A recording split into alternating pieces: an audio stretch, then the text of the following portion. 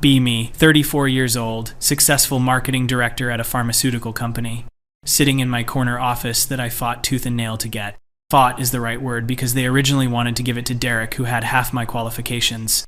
Reminded them during the meeting that diversity in leadership positions correlates with better company performance. Cited 3 studies I had bookmarked on my phone. Got the office. Anyway, today started like any other day. This morning meeting with the creative team about our new campaign. Noticed that Jake from Analytics keeps mansplaining the demographic data. Literally my job to understand demographics, but sure, Jake, tell me more about what women aged 25 to 40 want. Let him finish, because I'm professional, unlike some people. Then systematically dismantle his presentation with actual focus group data. The look on his face was priceless. Small victories. Lunch break rolls around. Usually eat at my desk while reading industry newsletters. Today decide to hit up the cafe downstairs.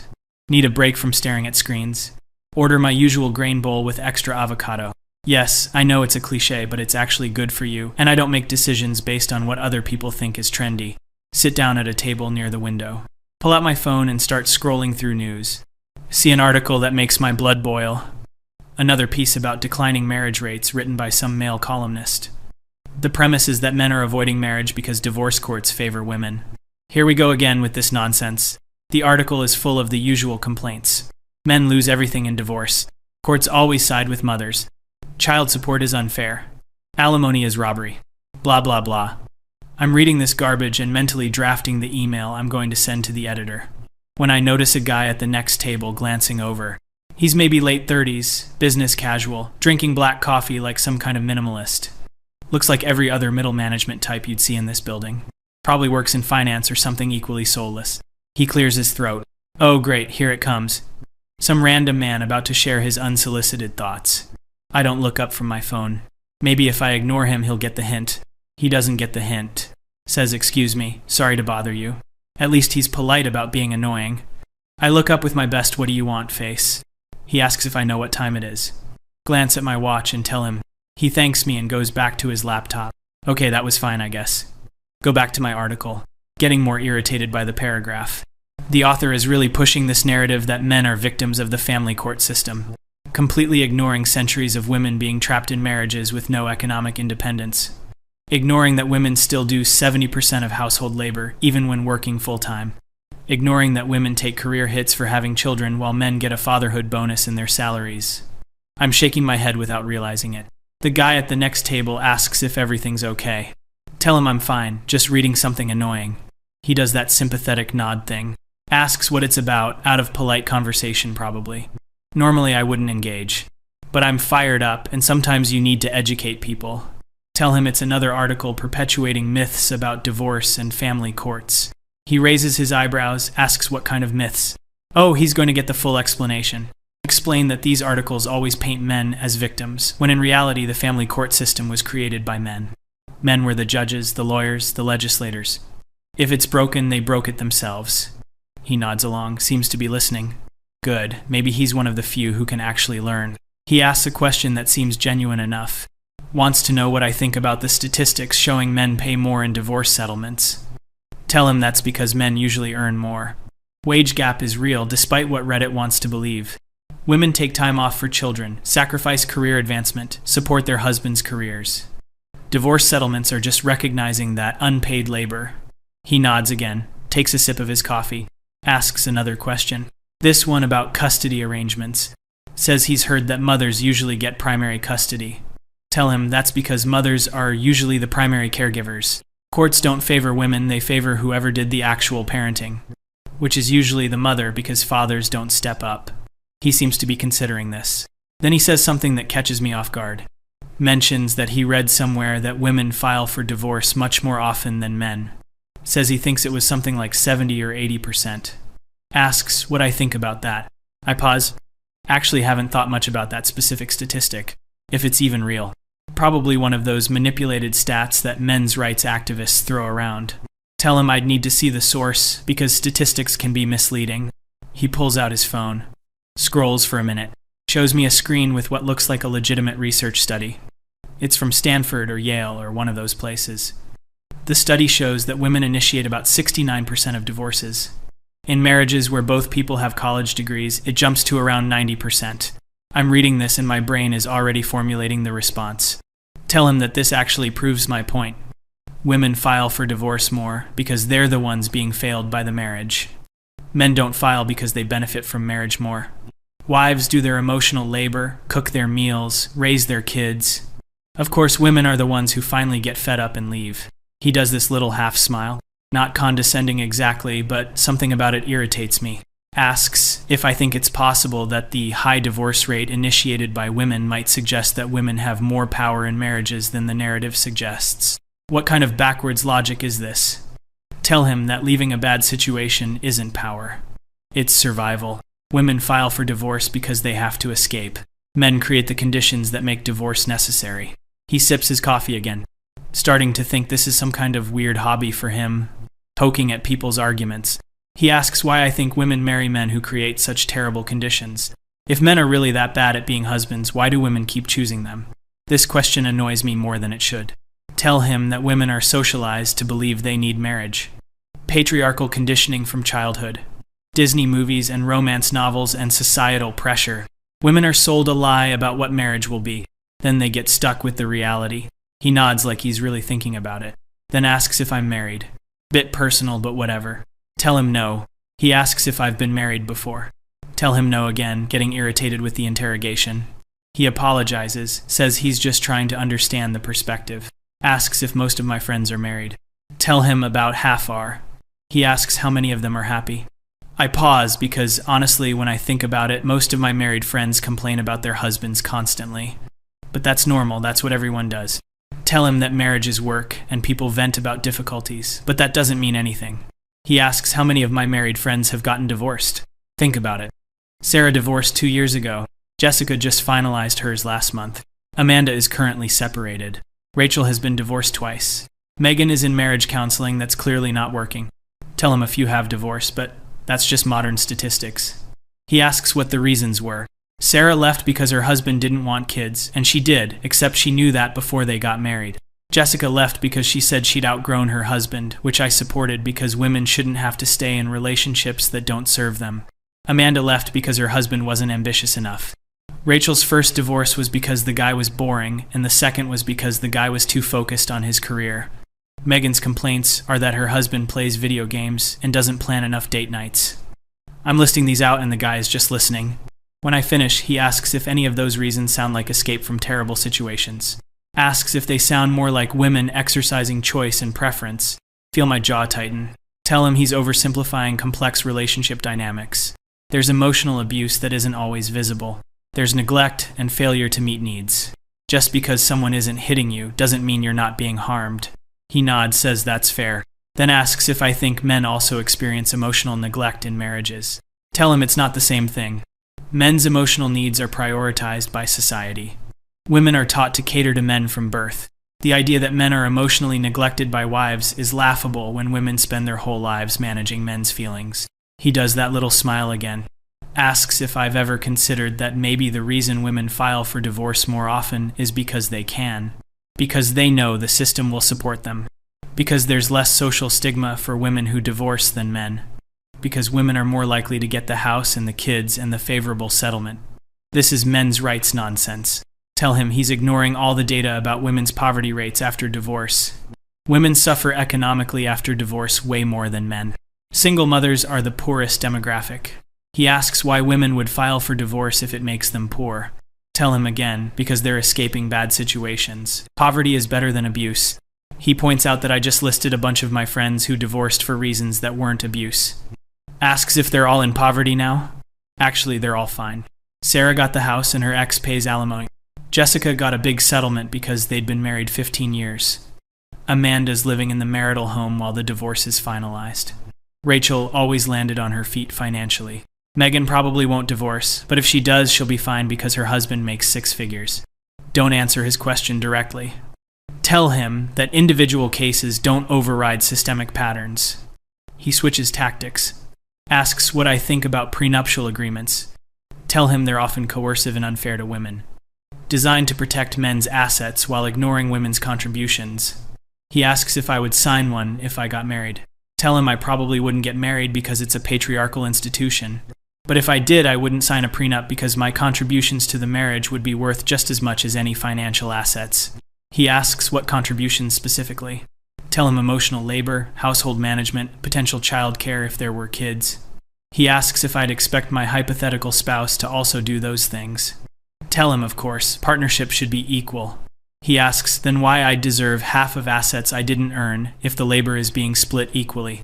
This guy is starting to really annoy me. Tell him he's not accounting for the wage gap and career sacrifices women make. He asks if I've taken career sacrifices. No, I've been very careful about that. Asks if I would take career sacrifices. Absolutely not. My career is important to me. Asks then what exactly I'd be contributing that would entitle me to assets. Tell him he's being reductive. Marriage is about partnership, not transactions. He agrees, says that's a good point. Then asks why divorce should be about transactions if marriage isn't. Asks why anyone should get anything they didn't earn if we're really viewing marriage as a partnership of equals. I'm getting flustered now. Tell him the legal framework exists to protect the vulnerable party. He asks who the vulnerable party is in a marriage between equals. Tell him it's usually the woman. He asks why women are vulnerable if women are equal. Starting to feel like I'm being trapped in circular logic. Tell him he's not understanding intersectionality and systemic power dynamics. He says he's trying to understand. Asks me to explain how women are simultaneously equal to men and vulnerable to men. Asks how women are both empowered to leave marriages at high rates and victimized by the marriages they're leaving. Take a breath. Tell him that women can be systemically oppressed while also making individual choices. The personal is political, but individual women have agency within oppressive structures. He nods, asks what the oppressive structure of modern marriage is specifically. List out the obvious things. Women do more housework. Women sacrifice careers for children. Women deal with the mental load. Women's health suffers from stress of inequality. He listens to the whole list. Then he asks if women are forced to marry. No, of course not. Asks if women are forced to have children. No, definitely not, I'm pro-choice. Asks if women are forced to stay married. Obviously not given the divorce statistics he mentioned. Asks what exactly makes it an oppressive structure if every part of it is voluntary. Tell him that choice under patriarchy isn't real choice. Women are conditioned and coerced by societal expectations. He asks if I think women are capable of making real choices. Of course women are capable. He asks, then which is it? Are women making choices, or are they conditioned victims? Accuse him of bad faith arguments. Tell him he's ignoring the nuance. He apologizes, says he's genuinely trying to understand. Says, it seems like the argument is that when women make choices that work out badly, it's because of patriarchy and conditioning. But when women make choices that work out well, it's because women are strong and capable. Asks how we can tell the difference. Tell him you can tell by the outcomes. If the outcome is inequality, then the choice was constrained by patriarchy. He asks about divorce. Asks if divorce is a good outcome or a bad outcome. Tell him it depends on the situation. He asks how the situation is different when a woman divorces versus when a man divorces. I'm stumbling over this. Tell him women divorce because they need to. Men divorce because they're selfish or found someone younger. He asks if I have data on that. Tell him it's a known pattern. He looks it up on his phone. Shows me an article about how men are more likely to remarry quickly after divorce, but women report being happier after divorce. Asks if that sounds like women are escaping or like women are upgrading. The word upgrading bothers me. Tell him women are happier because they're free from performing emotional labor. He asks if being married to a woman means no emotional labor is required. Think about this. Tell him both parties perform emotional labor, but women perform more. He asks if I know any men who are married. Of course I do. Asks if they seem like they perform no emotional labor. Think about the married men I know.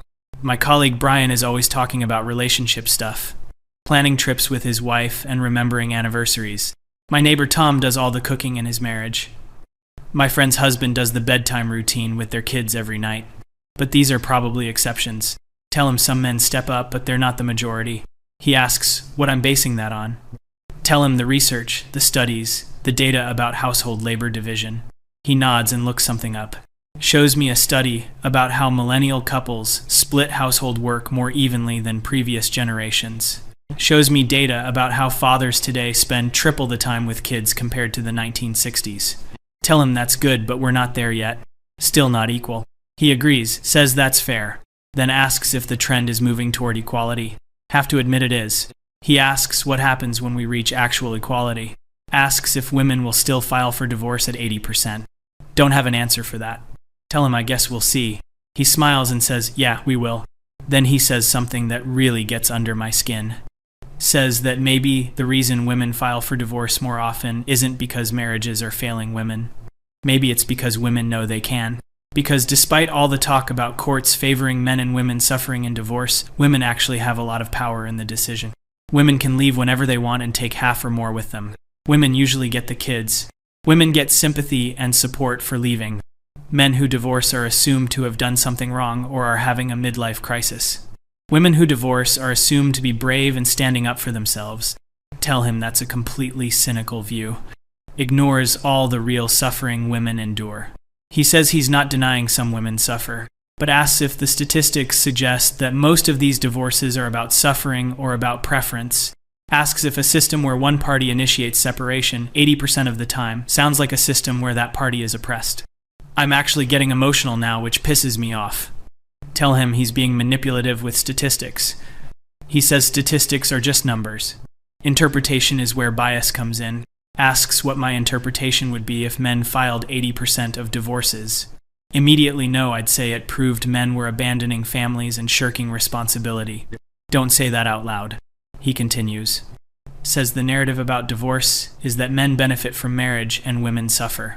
But if that were true, men would be the ones fighting to stay married. Men would be the ones initiating divorce at higher rates to escape. Instead, women are leaving en masse. Asks what that really suggests about who benefits from modern marriage. Tell him women leave because they're not getting what they need. He asks what they need. Tell him partnership, equality, emotional support, help with household duties.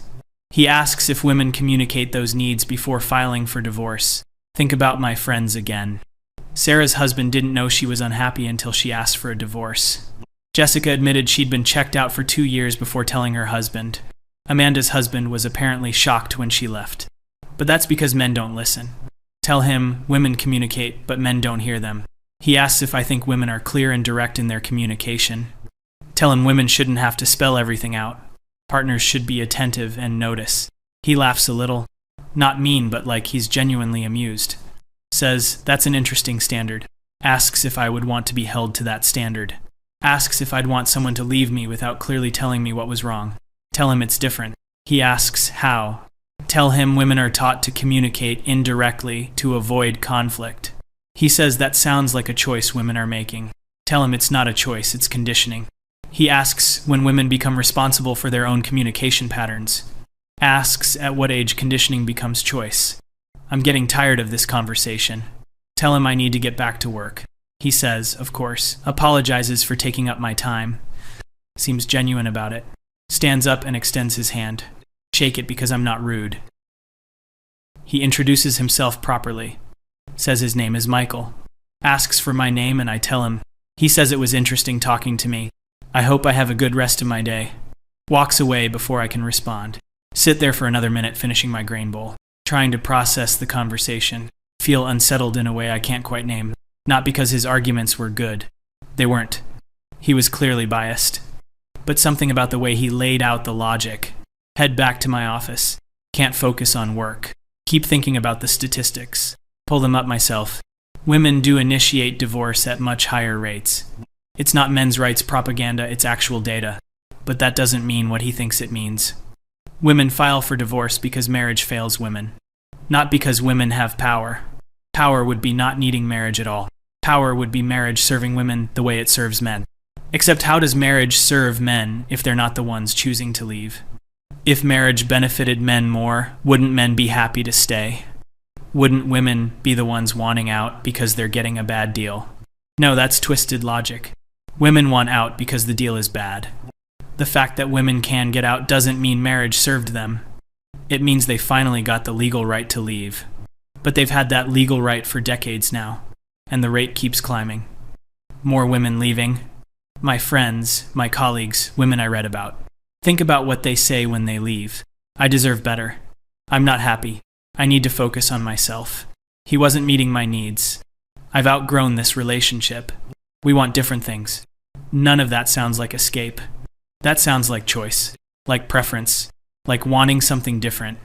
No, I'm being manipulated by one conversation with some random guy. Probably does this for fun.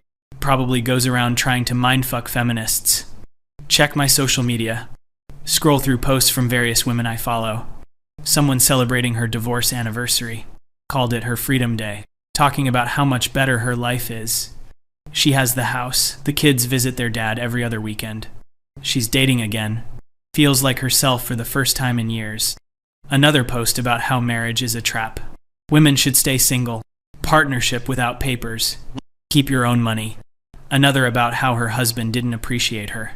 So she left. Got a good settlement. Feeling empowered. These don't sound like women fleeing abuse. They sound like women who decided they didn't want to be married anymore. And faced no real barriers to leaving. And benefited from leaving. Shake my head physically. I'm letting one conversation derail my entire worldview.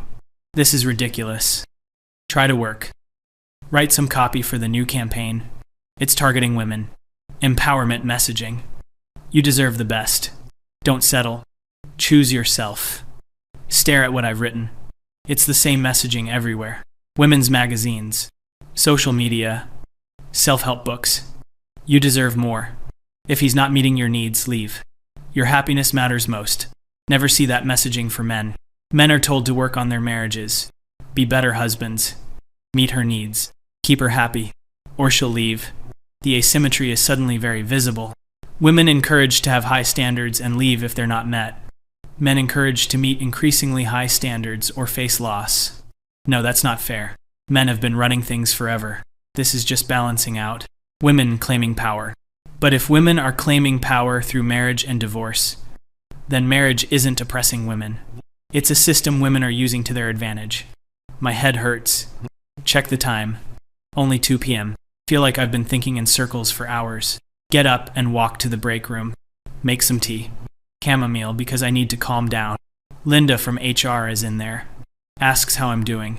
Tell her fine, just needed a break. She starts talking about her weekend. Went to her daughter's soccer game. Her ex had the kids last weekend, so it was her turn. Mentions casually that her ex pays for all the sports stuff. Plus child support. Plus he kept the mortgage on the house she lives in with the kids. She sounds totally normal about it. Like this is just how things work. Ask her, without really thinking if she ever feels bad about it. She looks confused. About what? About him paying for everything. She laughs. Says he makes way more than her. Plus he was barely around when they were married. Always working. This is the least he can do. Ask if he was abusive. She says no, just absent. Emotionally unavailable. She needed more. There it is again. Needed more. Deserved better. Wasn't meeting needs. Linda asks why I'm asking. Tell her no reason, just curious. She says divorce was the best thing she ever did. She's so much happier now. Dating a great guy. No pressure to get married again, though. She likes her independence. And the child support doesn't hurt.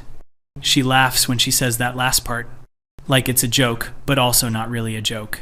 Go back to my office. Sit down and open my browser. Start searching for more information. Divorce statistics. Who initiates? Why they initiate. Outcomes. Find a study that surveyed divorced women. Ask them why they filed. Top reasons are lack of commitment, too much arguing, infidelity, marrying too young, unrealistic expectations. Lack of commitment is number 1. Not abuse. Not financial control. Lack of commitment. What does that even mean? He wasn't committed enough. Committed to what? The marriage they were literally in. Scroll down. There's a section about men's reasons for divorce. Similar list, but infidelity is higher. Lack of commitment is lower. Another study about post-divorce satisfaction. Women report higher life satisfaction after divorce than men. Women's standard of living often decreases, but happiness increases.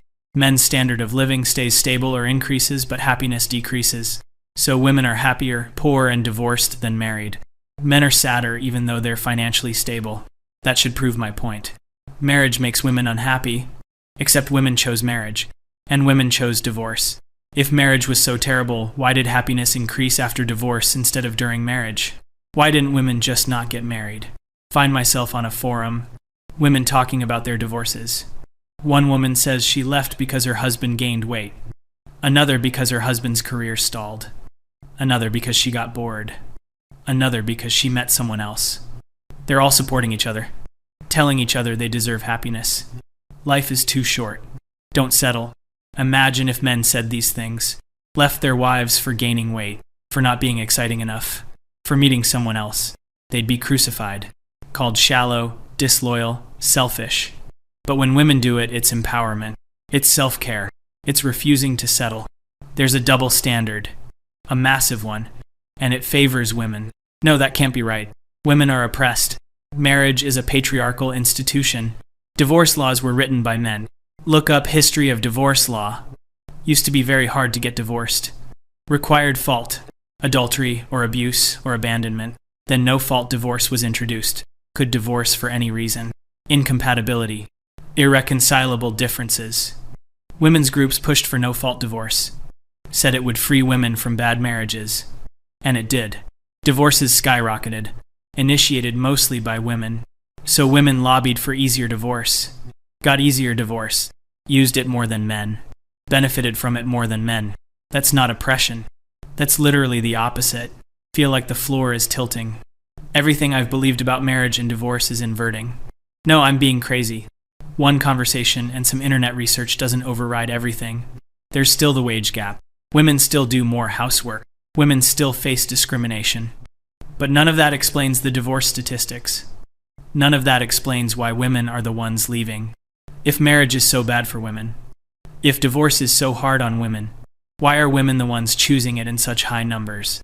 The only explanation that makes sense is that divorce isn't hard on women, at least not hard enough to stay.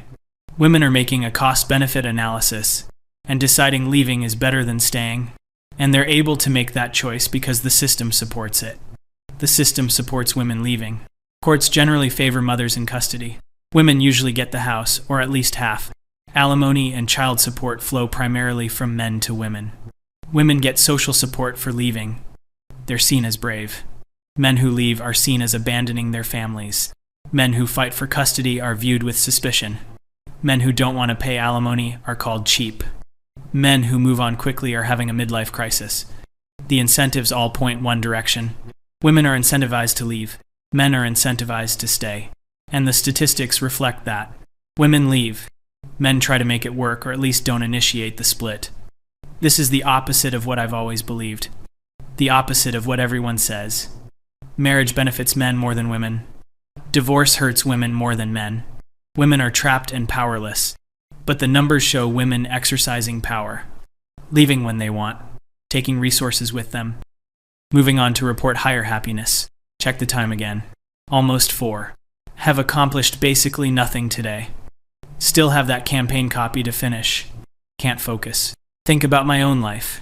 Never married. Always said it was because marriage is patriarchal. Because I don't need a man. Because I'm independent. But actually, I've had relationships. Several long-term ones. Why didn't they lead to marriage? Tom wanted to get married. I said I wasn't ready. Then I wasn't sure. Then I thought we wanted different things. Broke up with him after 4 years. David also wanted to get married.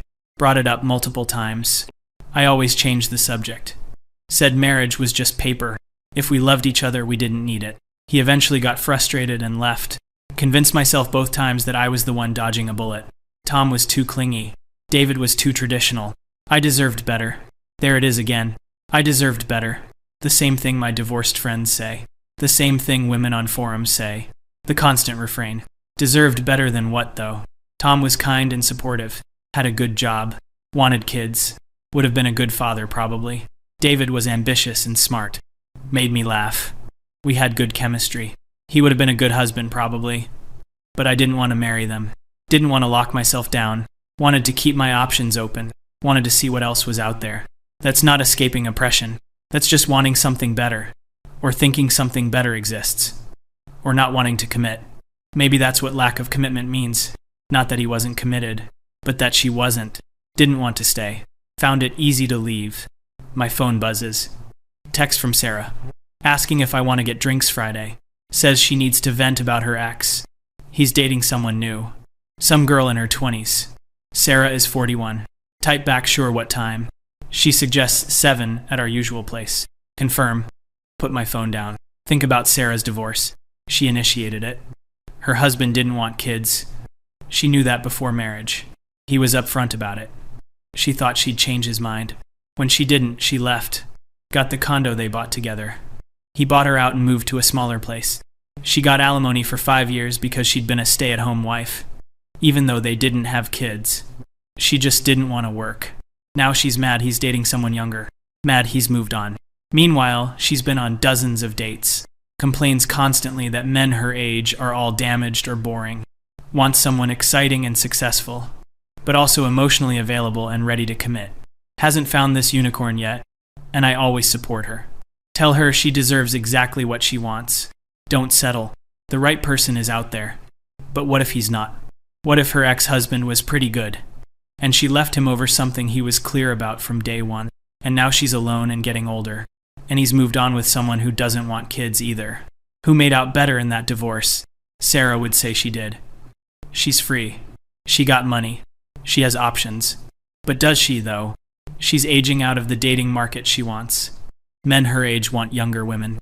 Men younger than her definitely want younger women. Men who want serious relationships at her age usually want kids or already have them. Her options are shrinking. Her ex, though, he's probably fine. Men can date younger for decades. He's got a good career. He's in decent shape. He can start over easily. The same pattern I've seen repeatedly. Woman leaves. Woman struggles to find what she's looking for. Man moves on and does fine. But we don't talk about that. We talk about how women are happier after divorce. We don't mention the survey was taken 1 year out. We don't follow up at 5 years or 10. Close my laptop. Can't think about this anymore. Need to go home. Pack up my stuff. Head to the parking garage. Sit in my car for a minute before starting it. Think about that guy Michael. The conversation keeps replaying. His questions. The way he just let me talk and then pointed out the contradictions. He didn't yell or get aggressive. Didn't call me names. Just ask questions. Made me defend positions I'd never really examined. And I couldn't. Not coherently. Not without contradicting myself. Women are oppressed but also empowered. Women are trapped but also choosing to leave. Women suffer in divorce but also file for it at overwhelming rates. Women are victims but also exercising unprecedented choice and power. All of it can't be true. Some of it has to be narrative. Story we tell ourselves. A story I've been telling myself. Drive home on autopilot. Get to my apartment. It's nice. 1 bedroom in a good neighborhood. I pay for it myself. Proud of that. Kick off my shoes. Pour a glass of wine. Sit on my couch. Open my laptop again. Can't help myself. Need to find something that proves Michael wrong. That proves I'm right. Search for articles about women and divorce. Find the usual suspects. Huffington Post piece about how divorce sets women free. Vox article about the gender dynamics of separation. Medium essay about choosing yourself. Read through them. They all say the same things. Women are brave for leaving. Women shouldn't stay in unhappy marriages. Women deserve fulfillment. None of them address the statistics. None of them ask why women are leaving so much more. They treat it as self-evident. Of course women leave more. Because marriage is worse for women. But that logic doesn't hold. If marriage is worse for women, women wouldn't enter it. If divorce is worse for women, women wouldn't initiate it. Unless women are just stupid. But I don't believe that. Women are smart and capable. So smart, capable women are choosing marriage. And then choosing divorce. In huge numbers. And the system accommodates both choices. That's not oppression. That's freedom. Maybe too much freedom. Freedom without responsibility. Where did that thought come from? Sound like a conservative. Sound like a man. But it's been nagging at me since the conversation. If women have the power to marry or not. And the power to divorce or not. And generally benefit from exercising both powers. Then women have a lot of power. And if women have a lot of power, then what am I fighting against? What is feminism even for at this point? In the workplace, sure, there's still issues. I've faced discrimination. The glass ceiling is real. But in relationships, in marriage and divorce, women seem to have the upper hand. And have had it for a while now. Finish my wine. Pour another glass. Think about my friends who are still married. The ones who complain constantly. About husbands who don't help enough. Who don't listen enough. Who aren't romantic enough. Who play video games. Who watch sports. Who work too much or not enough. And their husbands, the ones I've met at dinners and parties, they seem tired, worn down, walking on eggshells, trying to keep their wives happy, never quite succeeding. One of them, Jen's husband Mark, he does all the cooking because Jen doesn't like to. He does bedtime with the kids. He works full-time. He plans date nights, and Jen still complains about him. Says he's not emotionally present enough, whatever that means. Asked her once what she contributes. She got offended. Said she manages the household, which apparently means she texts Mark lists of things to do. But I didn't push back. Supported her like I always do. Told her she deserves a partner who shows up. Mark is showing up, though. He's doing everything. It's never enough. And if Jen divorces him, which she threatens regularly, she'll get primary custody of the kids. She'll get child support, probably alimony, probably the house, and everyone will support her. Tell her she's brave, that she deserves better.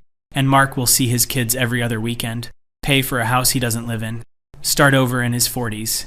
And if he complains, he'll be told to man up. The unfairness of it hits me viscerally. This is wrong. This is deeply wrong. But I've been supporting this system, advocating for it, celebrating it. Every time a friend divorces, I cheer her on. Every time I hear about a divorce settlement, I approve. Every time a woman leaves a man, I assume he deserved it. Never once considered the man's perspective. Never once thought about fathers losing their kids. Never once questioned whether the reasons for divorce were valid. Just automatically sided with the woman. Because women are oppressed. Women are victims. Women are always right. Except the numbers don't support that. 80%. Women filing 80% of divorces. That's not oppression. That's domination. The word shocks me. Did I just think that? Women dominating men through marriage and divorce. But what else would you call it? One group initiating the vast majority of separations.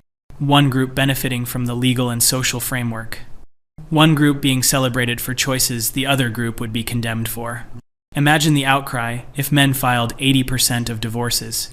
There would be national campaigns, legislative action, emergency sessions about the crisis of men abandoning families.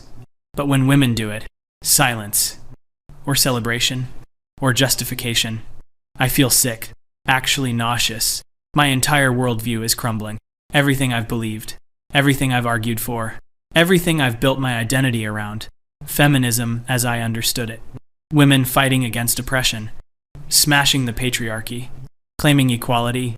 But this isn't equality, this is advantage. Women have advantage in the most important intimate relationship, the power to enter or exit at will, the support of law and society, the benefit of the doubt. And we've framed it as oppression. We've claimed victimhood. While exercising power, I've claimed victimhood. While exercising power, never got married because I didn't want to. Not because I couldn't. Had men who wanted to marry me. Chose not to. Kept my freedom. Kept my options open. And felt morally superior about it. Felt like I was resisting patriarchy. Really, I was just prioritizing myself, which is fine. People should prioritize themselves. But it's not brave. It's not revolutionary. It's just a choice. The same choice my divorced friends made. Prioritizing themselves. Over their marriages. Over their husbands. Over keeping families intact. And society cheers for it. I've been cheering for it. But what about the men? What about the husbands who wanted to stay married? The fathers who wanted to see their kids every day? The guys who were trying their best, even if it wasn't perfect? They don't matter. Their pain doesn't matter. They're just obstacles to women's happiness. That's how I've been thinking. That's how feminism taught me to think. Men are the problem. Marriage is the problem. Commitment is the problem. Women should be free. Free to choose. Free to leave. Free to take resources. Free from consequence. Because we're victims. We're owed this. It's reparations for the patriarchy. But I'm not a victim. I've never been a victim. I've had every opportunity. Made my own choices. Faced normal human challenges. Not systemic oppression. And I've used feminism as a weapon. To justify selfishness. To avoid accountability. To claim moral high ground. Just like my friends. Just like the women online. Just like the whole movement. We're not fighting oppression. We're exercising privilege. And calling it justice. Sit there with my wine. Feeling like I've been walking around with a blindfold. And someone just ripped it off. Michael didn't rip it off. He just asked questions. I did the rest. Followed the logic. saw where it led, and it led here, to my apartment, alone at 34. No husband, no kids, no prospects really. Told myself I was independent, empowered, choosing myself. Really, I was hedging my bets, waiting for perfect, unwilling to commit, keeping one foot out the door. The same pattern I've seen in every divorced friend, the same pattern in the statistics. Women keeping one foot out the door, ready to leave when things get hard, or boring, or imperfect. Because we can. Because the system lets us. Because everyone tells us we should. And men just have to accept it. Have to keep trying. Keep meeting higher standards. Keep competing for women who might leave at any moment. Keep paying for families they might lose. No wonder men are opting out of marriage. The article I read this morning, it wasn't whining. It was rational. Why would men sign up for a contract where the other party can break it at will, take half the assets, restrict access to children, and be celebrated for it? They wouldn't. They're not. Marriage rates are falling. Men are refusing to propose, refusing to commit, and we call them man-children. Say they're afraid of commitment. Say they're not good enough. Maybe they're just smart. Maybe they've done the math. Maybe they've seen their fathers and friends lose everything and decided it's not worth the risk. Can't blame them. I wouldn't sign that contract either. I haven't signed it. Specifically avoided it. But I've maintained moral superiority somehow. Acted like men are the problem. Like marriage is oppressive to women, when really modern marriage is risky for men. Very risky. And women hold most of the cards. We hold the cards. And we're playing them. 80% of the time. We're walking away winners. Except are we winning? Look at my life. Look at Sarah's life. Look at Jessica and Amanda and Rachel. We're alone. Or dating people we're not excited about. Or holding out for someone better. Someone who probably doesn't exist. We had good men. Imperfect, but good. And we left them or never committed to them. Because we could. Because we were told we should. Because happiness is paramount. Because we deserve the best. And now we're in our 30s and 40s. No families. No partners. Just careers and apartments and girls' nights where we complain. This is what winning looks like, apparently. And the men we left, they're mostly fine. Sad for a while maybe. Then they date younger women. Start over. Build new families. We're aging out. They're not. We won the battles. Divorce settlements and custody and alimony. But we're losing the war. The war of building actual lives with people. The war of lasting partnership. The war of family. Because we treated it all as disposable, upgradable, something to optimize. And you can't build anything lasting if you're always ready to leave. Finish my second glass of wine, feeling drunk and sad and angry. Angry at Michael for starting this. Angry at myself for following through. Angry at feminism for lying to me. Angry at society for going along. We've built a system that makes marriage fragile, that encourages women to leave, that punishes men for committing. And we call it progress. We've elevated women's happiness over everything, over commitment, over family stability, over men's well-being, over children's need for fathers, and we're shocked that it's not working out, shocked that people are lonelier, shocked that birth rates are falling, shocked that men are checking out. It's not shocking, it's inevitable. If you make something risky and unrewarding, people stop doing it. Men are stopping, rationally choosing not to marry, not to have kids. Not to commit to women who might leave. And soon women won't have the choice, because there won't be men willing to participate. And we'll blame men for that too. Call them commitment phobic. Call them Peter Pans, never examining our role, never questioning our choices. 80%. We file 80% of divorces. And somehow we're the victims. The math doesn't math. The logic doesn't logic. The narrative doesn't match reality. And I've been living in the narrative my whole adult life, building my identity on victimhood I don't have, fighting oppression that doesn't exist, at least not the way I thought. There are still issues, real issues, but marriage and divorce aren't them. If anything, they're areas where women have too much power, not too little, and admitting that, even to myself, feels like betrayal, betraying feminism, betraying women, betraying everything I've stood for. But what have I stood for really? If it's based on lies. What kind of feminism celebrates women leaving good men, celebrates breaking up families, celebrates taking resources from fathers, celebrates avoiding commitment. That's not equality. That's not justice. That's just selfishness dressed up as empowerment. And I've been selfish, justified it as strength, as independence, as refusing to settle. Really, I've just been afraid. Afraid to commit. Afraid to be vulnerable. Afraid to build something that might not be perfect. And I've hurt people. Tom and David. Good men who wanted to build lives with me. I walked away. Told myself they weren't enough. They were probably enough. Probably more than enough. I just wanted the fantasy. The perfect partner who doesn't exist. Same thing my divorced friends wanted. Same thing all these women want. Perfection or nothing. And we're getting nothing. But calling it freedom. Look around my apartment. Nice furniture. Good art. Everything chosen by me for me. It's empty though. Quiet. No one to share it with. This is what I fought for. This is what feminism promised. Independence. Didn't promise it would be lonely. Didn't promise I'd be facing 40 alone. Didn't promise I'd regret my choices. But I'm starting to. Really seriously starting to. And I can't talk about it. Can't tell my friends. Can't post about it. Can't even think about it without guilt. Because doubting feminism is heresy. Questioning the narrative is betrayal. Admitting men might have a point is treason. So I'll keep quiet. Keep pretending. Keep supporting my friends' divorces. Keep celebrating women's choices. Keep claiming oppression. But I'll know, somewhere deep down, that the guy in the cafe was right. Women file 80% of divorces. Not because we're oppressed. Because we can. Because we want to. Because the system supports us. And that's not victimhood. That's power. Power I've been pretending not to have. So I can keep claiming victim status. Keep demanding more. Keep avoiding responsibility. The truth sits heavy. Heavier than I expected. Changes everything. Changes nothing. I'll go back to work tomorrow. Same feminist. Same arguments. Same certainty. But underneath, in the quiet moments, I'll remember this feeling of realizing I've been wrong about something fundamental. And I'll remember Michael asking simple questions, letting me talk myself into circles, watching me realize the contradictions.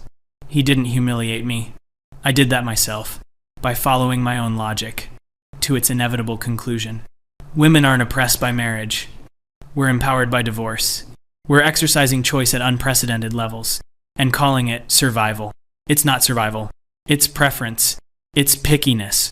It's the luxury of walking away. And some women need to walk away from actual abuse, actual danger, actual harm. But 80%. That's not all abuse. That's not all danger. That's just women deciding they're done. And that's fine. People can leave relationships. But let's call it what it is. Not oppression. Not bravery. Just choice. Choice that men don't have as freely. Choice that comes with rewards, not punishments. Choice that women are making en masse. We have the power. In this area. Undeniably. Admitting that doesn't erase other inequalities. But it does complicate the narrative. The simple story of male power and female victimhood. Real life is more complex. Power is more distributed. Women have advantages in some areas. Men in others. But we can't say that. Can't admit nuance. Have to maintain that women are always disadvantaged. Always oppressed. Always victims. Even when the numbers show otherwise. Even when our own choices show otherwise. Sit in my empty apartment, with my expensive wine, in my successful career, with my complete freedom, and feel the weight of it. The loneliness of being right, according to feminism, and wrong, according to my heart. Chose independence, got isolation, chose career, missed family, chose freedom, lost connection, and I can't even be mad, because these were my choices, my priorities, my values. Feminism didn't force me. It just told me I was right, that I deserved better, that commitment was optional, that men were lucky to have me, and I believed it, built my life around it, and here I am, 34, alone, successful, empty, exactly where feminism said I'd be happy, exactly where I thought I wanted to be. Turns out wanting and having are different. Turns out ideology and reality diverge. Turns out the narrative was wrong. Women file 80% of divorces, and I finally understand why, and what it means, and what it costs. The guy in the cafe won, not by arguing, just by asking questions, and letting me find my own answers. The answers I've been avoiding, the truth I've been denying, the reality underneath the rhetoric. And now I have to live with it, knowing what I know, seeing what I see, unable to unsee it. This is what humiliation feels like. Not someone else shaming you, but realizing you've been lying to yourself. And everyone saw it but you. Drink the rest of my wine. Sit in the dark. Think about everything differently now. 80%. The number that changed everything. That revealed everything. That proved everything. Women have power. We just pretend we don't. So we can keep claiming more. Keep demanding more. Keep taking more. And I've been part of it. Enthusiastically part of it. Righteously part of it. Until today. Until Michael. Until the questions I couldn't answer. Until the logic I couldn't escape. Now I know. And knowing changes everything. And nothing. Because I still can't say it out loud. Still can't admit it publicly. Still have to perform feminism. Still have to support the narrative. But privately. In moments like this. I'll know the truth. Women aren't oppressed by marriage. Men aren't privileged in divorce. The system favors us. We use it. We benefit.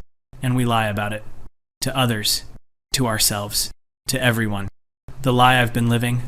The lie I'll keep living. Because the truth is too costly. Too dangerous. Too lonely. Easier to pretend. To maintain the fiction. To stay in the tribe. Even knowing it's false. Even seeing the contradictions. Even understanding the cost. This is humiliation. Not loud in public. Quiet in private. The worst kind. Realizing you're wrong. And having to pretend you're right. Knowing the truth. And living the lie. 80%. Women file 80% of divorces. And I can't unknow it. Can't unsee what it means. Can't go back to comfortable ignorance. Michael didn't humiliate me.